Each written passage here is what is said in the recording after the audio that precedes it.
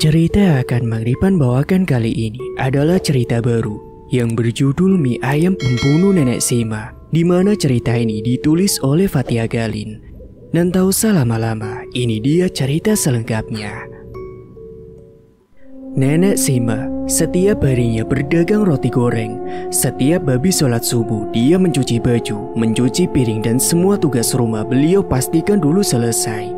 Dan setelah semuanya selesai, dia pun memasak bubur untuk anaknya yang bernama Fandi, yang umurnya sekarang sudah menginjak usia 36 tahun. Fandi sejak kecil sudah mempunyai kelainan fisik bawaan dari lahir. Dia tidak bisa duduk, tidak bisa bicara, bahkan makan pun harus disuapi. Sepanjang harinya, Fandi hanya berbaring di tempat tidur. Begitu juga pup dan juga buang air kecil, semuanya dilakukan di tempat tidur. TV 14 in merek nasional adalah satu-satunya barang berharga di rumah Nenek Sima, yakni rumah kontrakan yang kecil dengan warna cat yang sudah mulai memudar. Bau pesing yang kadang menyeruak di hidung membuat sebagian tetangga yang berkunjung ke rumahnya tersebut merasa kurang nyaman. Beruntungnya Nenek Sima memiliki tetangga yang rata-rata perhatian. Kadang bila ada yang memasak lebih, sebagian pasti diantar ke rumah Nenek Sima. Jam 11 adalah jadwal Nenek Sima beraktivitas. Dia biasa menjajakan roti goreng di sekitaran simpang 4 lampu merah. Bila mobil dan motor mulai berhenti, mulailah dia menawarkan rotinya kepada para pengguna jalan. Mata yang sudah rabun kadang menyulitkan Nenek Sima dalam bertransaksi dengan orang. Tak jarang dia bisa salah memberi kembalian. Beruntung selama ini masih banyak orang baik dan jujur. Harga kue yang Nenek Sima jual seharga 1000-an. Tiap hari dia membawa roti sebanyak 100, kadang juga 200. Bila habis semua, dia akan mendapatkan uang sekitar 20-30 ribu. Bahkan jika beruntung, ada saja orang yang berbaik hati membeli dengan nilai yang lebih. Siang itu, sebelum berangkat berjualan, Nenek Sima melihat sebuah warung mie ayam yang ramai sekali. Warung itu buka seminggu yang lalu. Hampir setiap hari pengunjungnya selalu penuh. Maklumlah, mie ayam di warung itu bukan hanya murah, tetapi rasanya juga enak. Orang bilang sebungkus harganya 8.000 saja. Dan hari ini, Nenek Sima mempunyai hajat. Bila rotinya habis semua, dia ingin membeli mie ayam itu untuk Fandi. Sudah hampir beberapa bulan ini Nenek Sima belum pernah lagi membelikan makanan yang enak untuk oleh-oleh Fandi di rumah. Singkatnya jam 2 siang, matahari meninggi sempurna. Panasnya sangat terasa membakar kulit. Suara kelentengan es doger dan juga jajanan es lainnya sangat menggoda. Nenek Sima berhitung-hitung sayang baginya untuk membelanjakan hasil keuntungan hari ini. Meskipun itu 5.000 atau 3.000 saja. Karena baginya jumlah segitu sangatlah berharga. Jualan apa, Nek? Nenek Sima mendongakkan kepalanya di antara bayang-bayang rabun matanya. Beliau menduga-duga itu adalah suara laki-laki yang saat ini berdiri di hadapan beliau. Roti goreng, Nak. Nenek Sima membuka toples besar wadah kuenya. Satunya berapa, Nek? 1.000 harganya. Gak ada isiannya ya, Nek? Gak ada, Nak, tapi ini enak. Rasa rotinya sudah manis. Aku beli deh, Nek, 5 biji. Nenek Sima pun mengeluarkan plastik dan mengambil roti, kemudian menghitung sebanyak 5 biji, lalu memasukkan dalam plastik. Saat menerima uang, Nenek Sima merasa asing. Uangnya licin, terlihat jauh berbeda dengan uang yang biasa dia pegang. Ini uang berapa, Nak? Itu uang 75.000, Nek, uang baru. Oh, uang langka itu ya, yang katanya terbatas untuk memperingati hari kemerdekaan. Setelah uang kembalian Nenek Sima berikan, laki-laki itu pun pergi meninggalkan si nenek. Suara azan asar adalah alarm pengingat bagi Nenek Sima untuk segera pulang. Roti yang dia jual tidak bersisa, dengan bahagia dia pun pulang membawa keranjang kosong.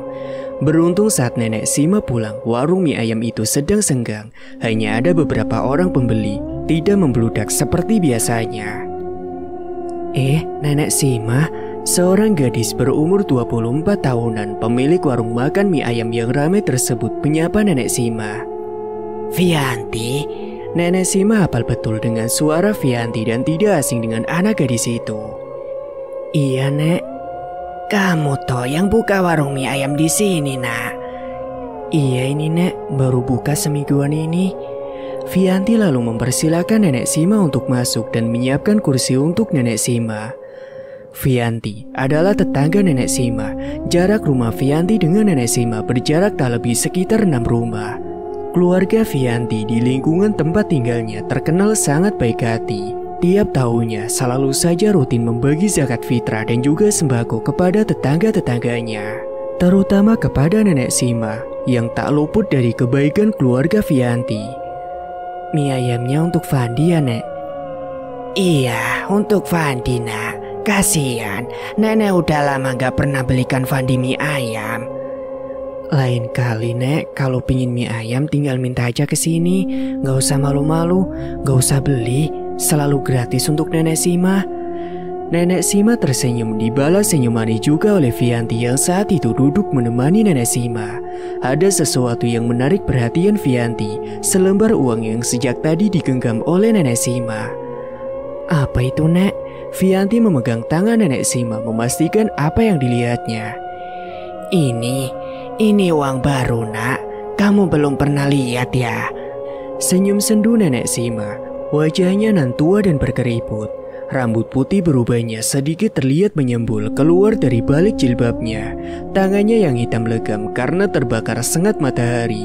Terlihat jelas bahwa beliau adalah wanita tangguh dalam menghadapi kehidupan. Banyak kisah yang diceritakan Nenek Sima selama duduk di warung milik Vianti. Apalagi bila bercerita tentang Fandi, tampak raut wajah penuh semangat saat terpancar jelas di wajahnya. Tidak ada keluh kesah, semuanya malah justru penuh harapan. Singkatnya 2 bungkus mie ayam sudah disiapkan oleh karyawan Vianti. Nek, uang barunya boleh Vianti tukar? Duh, kamu, Nak, ya bolehlah. Masa nggak boleh? Kamu minta aja pasti Nenek kasih kok. 10 menit bersama Nenek Sima membuat Vianti sedih. Sungguh betapa jahatnya orang yang menipu Nenek Sima. Kekurangannya dimanfaatkan oleh orang yang tidak bertanggung jawab. Selepas Nenek Sima pergi, Vianti bercerita pada karyawannya tentang keadaan Nenek Sima.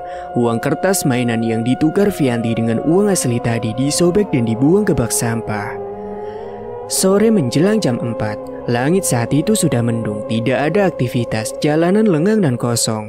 Suara gemuruh petir terdengar sangat nyaring. Nenek Sima yang berjalan kaki pulang ke rumah berjalan lebih cepat, khawatir hujan akan turun lebih dulu. Pandangannya yang buram sesekali mengganggu penglihatan. Langkah kakinya yang setengah berlari terhenti akibat kakinya tersandung batu. Nenek Sima pun terjatuh sempoyongan. Dengan segala daya dan upaya, Nenek Sima mencoba bangun sambil memastikan mie ayamnya tidak tumpah keluar dari plastik. Betapa leganya beliau saat tangannya mendapatkan bungkus mie ayam. Namun sayang, sebuah mobil bermerek Brio berwarna hitam melaju dari arah selatan tanpa sengaja menabrak Nenek Sima hingga jatuh terpental.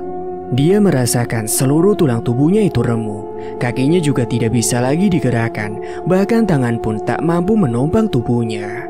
Darah mengucur deras dari bagian kepala. Haus begitu kuat terasa, bibirnya menjadi kering, matanya menjadi gelap, suaranya mendadak hilang, bahkan jantungnya pun berhenti berdetak. Pengemudi mobil itu yang menabrak Nenek Sima memastikan kondisi Nenek Sima. Saat dia sadar Nenek Sima sudah meninggal, dia pun bergegas pergi meninggalkan Nenek Sima yang tergeletak di jalanan tanpa ada satu orang pun yang tahu. Singkat waktu, malam itu Vianti datang ke rumah Nenek Sima. Dia mendapati Fandi sedang berbaring menghadap TV. Vianti duduk menangis memandangi si Fandi. Dia mengambil mangkok dan menyuapi Fandi yang malam itu sedang kelaparan, menunggu Nenek Sima yang tidak kunjung datang. Tangan Vianti bergetar, badannya basah kuyup. Dia takut setengah mati. Dia berusaha menguatkan tangannya memegang sendok. Hatinya hancur betapa dia telah sangat berdosa membiarkan jasad Nenek Sima bersimbah darah di tengah jalan tadi. Sedangkan dia selamat karena tak satupun orang yang melihatnya menabrak Nenek Sima. 2 jam setelah meninggalnya Nenek Sima, berseliweran foto-foto Nenek Sima yang tergeletak di tengah jalan dengan bersimbah darah. Sumpah serapah doa yang buruk dengan caption makian terus dibagikan di media sosial. Vianti membanting HP-nya ke dinding. Dia tak sanggup lagi melihat ponselnya. Di mana-mana hujatan pada si penabrak lari terus muncul di beranda media sosial. Hatinya kalut antara takut dan kasihan. Bagaimana tidak, nenek Sima yang selama ini dibantu oleh keluarganya ternyata ia bunuh. Dia memandangi mobil Brionya berkali-kali. Dia memperhatikan mobilnya dengan teliti, memastikan supaya tidak ada bekas jejak bukti yang tertinggal. Hujan masih deras, kilat menyambar, bahkan teriakannya tak bisa menembus gemuruh petir saat itu. Wajah Fandi terngiang di pelopak matanya. Senyum bahagia Fandi saat dia menyuapi makan sungguh terbayang, seperti sebuah tekanan batin yang kuat. Bagaimana bisa dia memulai ini semua? Lalu bagaimana dengan nasib Fandi yang cacat itu? Apakah haruskah menyerahkan diri saja ke polisi? Namun dia akan dipenjara. Bagaimana nasib dan masa depannya sendiri bila dia menyerahkan dirinya? Lalu bagaimana reaksi orang tuanya jika tahu dia yang menabrak nenek Sima? Sedangkan ayahnya adalah orang yang paling peduli dengan nenek Sima. Mayat nenek Sima diangkut oleh ambulan. Tetangga-tetangga yang mendengar kematian nenek Sima terkejut. Bagaimana bisa ada orang yang tega menabrak seorang nenek tua dan pergi begitu saja meninggalkannya? Halo. Panggilan telepon dari ayah Vianti. Halo ayah. Suara Vianti terdengar berat dan bergetar. Vi, kamu udah dengar kabar belum kalau nenek Sima sudah meninggal dunia? Sudah ya. Tangis Vianti pun pecah. Ingin rasanya dia berkata jujur. Orang yang menabrak nenek Sima itu memang biadab. Terdengar jelas bagaimana suara ayahnya yang geram. Dibiarkan begitu saja di jalan tanpa ada pertolongan. Ayah di mana? Ayah sedang di rumah sakit mengurus administrasi untuk membawa nenek Sima pulang, tapi menunggu hasil visum dulu. Nenek Sima hanya orang lain, akan tetapi di keluarga Vianti, nenek Sima begitu dekat. Sebab dahulunya nenek Sima muda pernah bekerja sebagai ART di keluarganya dengan waktu yang cukup lama. Neneknya Vianti menganggap nenek Sima sebagai keluarga juga. Dan sebelum nenek Vianti meninggal, neneknya berpesan untuk tetap menjalin silaturahmi dengan nenek Sima. Suara ambulan menjerit membelah jalanan. Orang-orang mulai berkumpul di rumah mungil nenek Sima. Tangis haru dan kasihan mewarnai kedatangan jenazah nenek Sima. Beberapa orang yang berkumpul dalam perkumpulan fardu kifayah sudah menyiapkan segala peralatan keperluan pemakaman. Jenazah nenek Sima dibaringkan tak lebih dari 2 meter di samping Fandi. Tidak ada raut sedih ataupun kehilangan yang nampak di wajahnya. Karena memang Fandi bukan hanya cacat fisik tapi juga cacat mental. Di tempat kejadian perkara, polisi langsung bekerja. Tidak ada satupun bukti yang tertinggal di TKP. Satu-satunya petunjuk adalah bungkus mie ayam yang masih utuh dan belum pecah. Polisi membawa bungkusan mie ayam itu lalu lanjut menuju rumah nenek Sima. Di sana polisi pun mulai melakukan penyelidikan kembali. Mangkok bekas mie ayam bekas Vianti menyuapi Fandi masih tergeletak di meja depan TV, membuat sebagian orang berpikir bahwa tadinya nenek Sima pulang lebih dulu sebelum keluar rumah lagi dan akhirnya tertabrak. Tapi beda halnya dengan polisi. Polisi mempunyai gambaran lain tentang petunjuk mie ayam di rumah dan yang ditemukan di TKP. Keesokannya polisi masih melanjutkan penyelidikan. Beberapa warung mie ayam di sekitar TKP semuanya diinterogasi dan semua terarah pada warung mie ayam milik Vianti. Di sanalah polisi berkesimpulan bahwa kejadiannya terjadi setelah nenek Sima membeli mie ayam dari warung milik Vianti. Vianti dipanggil ke polsek setempat untuk memberikan keterangan. Namun Vianti menolak hadir lantaran dia merasa badannya sedang kurang sehat dan polisi mengambil keputusan untuk melanjutkan penyidikan di rumah Vianti. Suara panggilan dari pintu depan bersamaan dengan 3 orang laki-laki mendatangi rumah Vianti. Saat itu yang menyambut penyidik adalah ibu Vianti. Dengan sangat terpaksa Vianti harus bangun untuk memberikan keterangan pada penyidik. Selamat siang ibu. Seorang polisi memberikan salam hormat. Vianti pun duduk, pandangan matanya nyaris kosong. Polisi mengulang sebuah pertanyaan yang tadi ditanyakan juga pada ibu Vianti. Ada hubungan apa ibu dengan korban? Hanya orang lain, tapi kami sangat dekat dengan nenek Sima. Karena dahulu beliau sangat lama sekali bekerja di rumah kami. Aku pun menganggap nenek Sima seperti nenekku sendiri, terang Vianti. Sebelumnya, jam berapakah korban membeli mie ayam di warung ibu? Saya kurang ingat. Yang saya ingat sore sebelum hujan, jawab Vianti dengan datar dan takut menjawab tiap cecar pertanyaan dari penyidik. Ini kami dapatkan di rumah Ibu Sima. Polisi menunjukkan mangkok bekas mie ayam. Apa ibu yang membawakan mie ayam ini? Iya, saya. Untuk siapa? Untuk Fandi. Polisi tersebut terlihat mengangguk paham. Sepertinya polisi mendapatkan sebuah petunjuk baru. Makin dagdikduk jantung Vianti tak karuan. Dia ketakutan setengah mati. Lalu tak terasa air matanya mengalir begitu saja. Oh iya Bu, ada satu pertanyaan lagi. Sore itu, apakah Nenek Sima membeli mie ayam 2 bungkus di warung Ibu? Kali ini pertanyaannya semakin dalam dan terarah. Sore itu, korban membeli 2 bungkus mie ayam pada Ibu. Lalu Ibu datang lagi ke rumah korban membawakan mie ayam untuk anak korban. Apakah begitu? Vianti merasakan kepalanya semakin sakit. Dia merasa pusing, kalut, takut dan tak bisa menjawab pertanyaan dari penyidik. Pak, boleh saya istirahat? Saya benar-benar sakit, tidak sanggup untuk duduk berlama-lama lagi. Baiklah kalau begitu Bu, silakan istirahat saja dulu. Dengan mantap polisi itu menjawab permintaan si Vianti. Penyidik polisi kembali lagi ke TKP. Mereka mencoba mencari bukti baru dengan melacak beberapa CCTV di rumah warga. Vianti yang saat itu ketakutan tidak ada pilihan lain lagi selain pasrah atau berusaha bersembunyi dan melawan. Tak berapa lama dia teringat kawannya kuliah dulu. Dia telepon kawannya yang sekarang juga bekerja di kepolisian. Iya loh, terdengar suara dari seberang. Tolong bantuin aku. Napas Vianti tidak beraturan. Bayun mencoba menenangkannya. Apa rencana tidak berjalan? Vianti menggeleng. Gagal total. Oke, sekarang lanjut ke rencana berikutnya. Yang penting kamu ikuti dulu arusnya. Bila fokus penyidikan masih diarahkan ke kamu, aku di sini yang akan jadi mata dan tanganmu. Sebuah jawaban yang menenangkan, tapi tetap saja rasa gugup dan takut tidak bisa dihindari. Sementara itu, di kantor polisi, tim pencari fakta terus bergerak. Bukti demi bukti dikumpulkan, hingga tinggal 2 langkah lagi. Kemungkinan motif tujuan dan pelaku bisa diungkap. Di media sosial masih ramai orang-orang membagikan foto-foto mengenaskan Nenek Sima. Atas saran dari Bayun, Vianti menguninstall semua media sosial. Vianti pun menonaktifkan semua akunnya. Dia merasa terpukul dan bersalah, apalagi saat melihat foto-foto di beranda medsosnya. Karena ini kali pertama dia melakukan tindak kejahatan secara real dan mengerikan. Tim pencari fakta di kantor kepolisian sore itu sedang berkumpul. Semuanya membahas temuan baru bukti dari CCTV. Terlihat sebuah mobil Brio berwarna hitam melaju perlahan dari arah simpang 4, seperti menunggu suasana jalan hingga benar-benar sunyi. Mobil itu seperti mengintai dari arah belakang, lalu seketika melaju secara cepat menghantam tubuh korban. Korban pun terhempas dan jatuh dengan kepala bagian kiri korban terbentur keras di aspal. Mana fotonya? Sebuah amplop coklat berisi beberapa foto bagian mobil Vianti yang tadi sempat difoto baru saja selesai di-print dia terima. Iwan selaku kepala tim menggeleng kepala.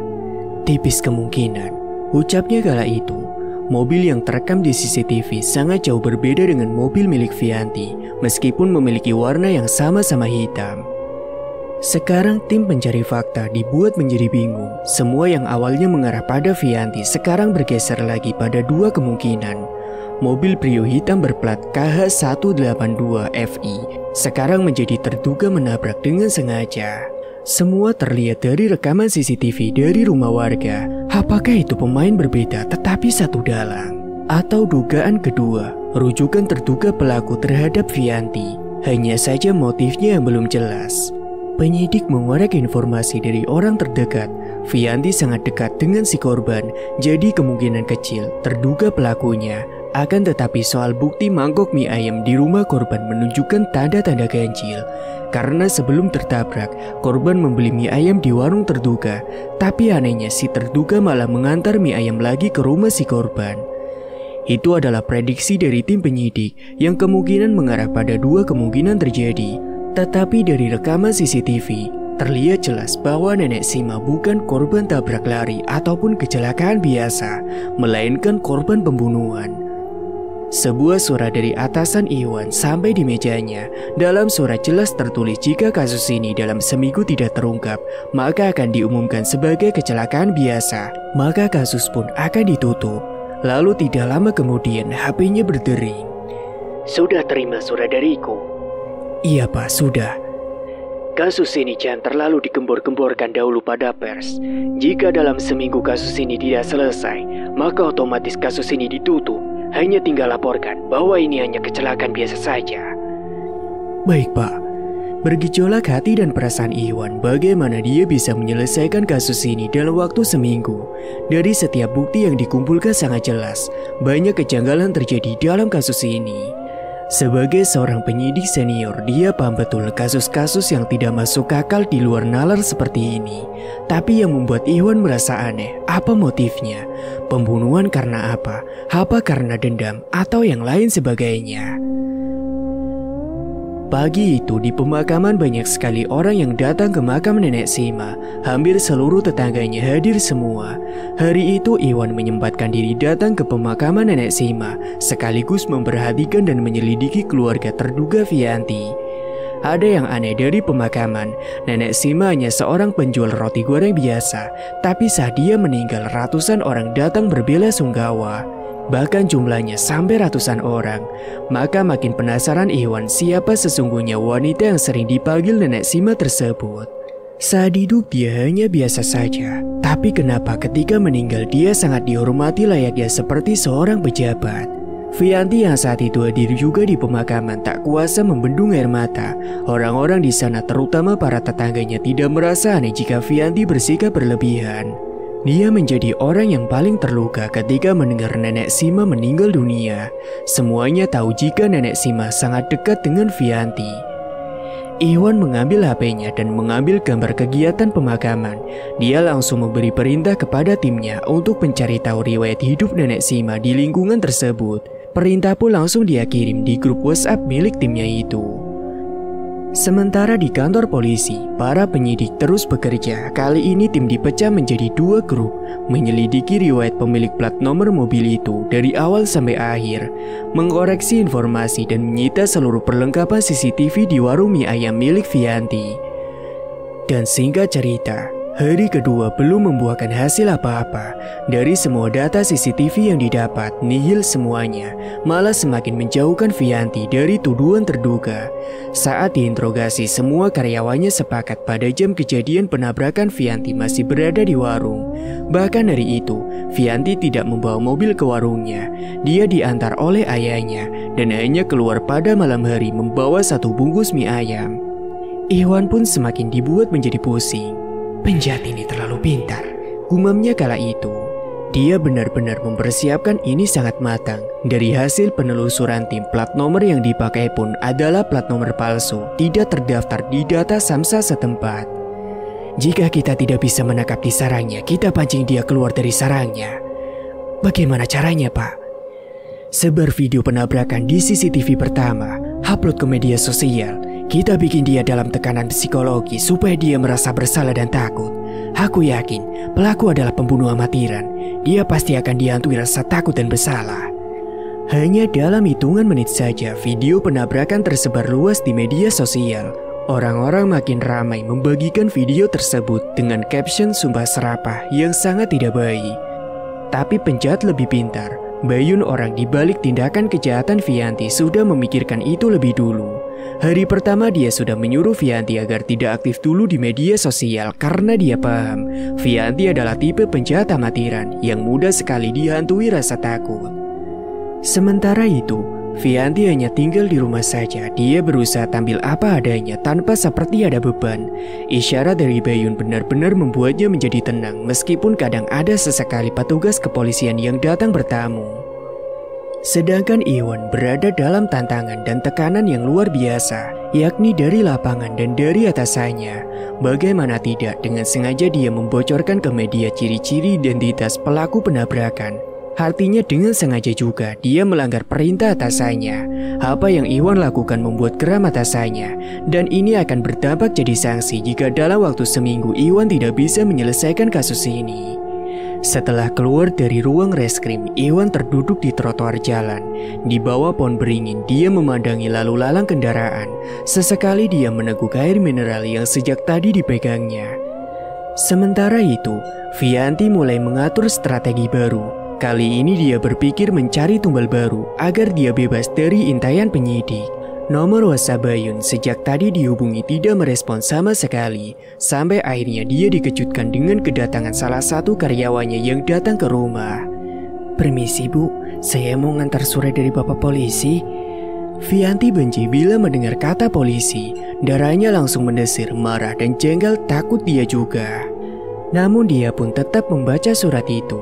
Jantungnya berdegup, mukanya tiba-tiba memucat. "Permisi Bu, saya pamit dulu." Vianti tidak menggubris anak buahnya, lalu dia masuk saja ke dalam rumah. Dia coba lagi untuk menghubungi Bayun, tapi tidak diangkat-angkat juga. Dia pun mengambil kontak mobilnya, kemudian melaju kencang entah kemana, membawa pikirannya sedang kalut. Dia berhitung untuk menjalankan rencana berikutnya, tapi Bayun masih juga belum merespon. Sementara itu, Iwan mendapatkan info dari salah satu anggotanya, tempat mengolah plat nomor palsu telah ditemukan. Dia pun langsung beranjak dari tempat duduknya menuju tempat di mana anak buahnya berada. Dan singkatnya sesampainya di lokasi, dianalisa habis-habisan perihal informasi ciri-ciri pelaku. Bajunya, model rambutnya, sampai gestur tubuh detail dianalisa. Lanjutan dari hasil penyidikan bertambah kuat lagi. Setelah dipastikan mobil Vianti tidak ada di warung saat kejadian penabrakan terjadi. Kuat dugaan polisi ada pemain lain yang ada di belakang Vianti. Pemain itu adalah Algojo yang mengeksekusi Nenek Sima. Sebelum eksekusi, mobil Vianti sengaja dipasang stiker mencolok di kaca belakang supaya kontras dengan mobil miliknya. Polisi menduga plat nomor palsu dipasang setelah stiker palsu dipasang. Tujuannya untuk mengecoh jika ada yang melihat mobil itu melakukan eksekusi. Dan itu benar, mereka sudah melakukan eksekusi. Dengan mengatasnamakan kepolisian, lalu dikirimkan surat untuk menahan sementara mobil Vianti untuk keperluan penyidikan. Baru saja Iwan akan beranjak dari mejanya, tiba-tiba berdering HP-nya. Di layar terlihat nama si Bayun. "Halo?" Halo Pak. "Ada laporan?" Ada Pak. Kami sekarang menemukan mobil yang sama persis dengan yang terekam di CCTV. Iwan pun tercengang. "Mobil? Maksudmu Brio hitam itu?" Iya Pak. "Jangan melakukan apa-apa dulu, tunggu sampai aku datang di lokasi." Iwan langsung memacu kecepatan mobilnya dengan kecepatan tinggi. Dan singkat waktu, saat tiba di TKP, garis kuning polis lane sudah dipasang untuk menghindari hilangnya barang bukti di TKP. Ada seorang mayat wanita ditemukan terhimpit dalam dashboard mobil. Mobil yang sama persis dengan plat nomor yang sama. Mobil ini sama seperti yang kita lihat di rekaman CCTV kemarin. Iwan mencoba memperhatikan dengan teliti mayat pengemudi. Dia mengeceknya dengan teliti. Mobil Brio hitam yang kondisinya 40% hancur di bagian depan.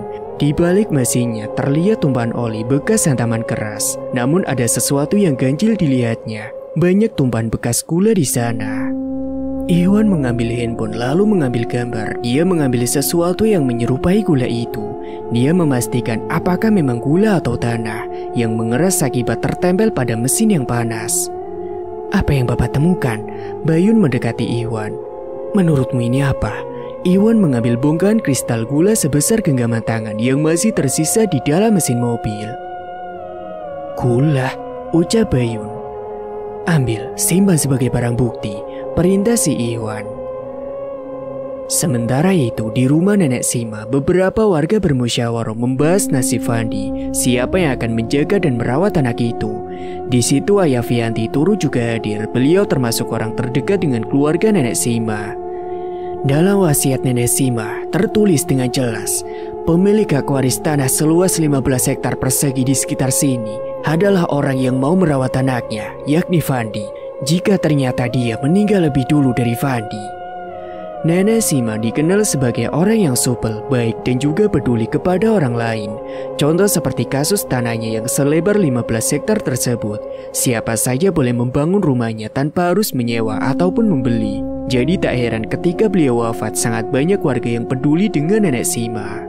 Tanah 15 hektar itu sebenarnya adalah tanah milik kakek dari nenek Sima karena beliau dan anaknya sudah meninggal, lalu diwariskan tanah ini langsung pada nenek Sima. Dan karena mandat dan permintaan kakeknya, tanah itu tak pernah ditawarkan ataupun mau dijual. Surat kuasa dari notaris bagi siapa saja yang merawat anaknya maka akan dengan otomatis akan memiliki tanah itu secara cuma-cuma. Ternyata jauh sebelumnya nenek Sima sudah memikirkan nasib si Fandi, yakni jika dia meninggal siapakah yang benar-benar ikhlas merawat anaknya yang cacat itu. Maka itulah, beliau berusaha tidak menjual tanah 15 hektar itu pada siapapun semasa dirinya masih hidup, agar tanah itu menjadi milik Fandi sepenuhnya.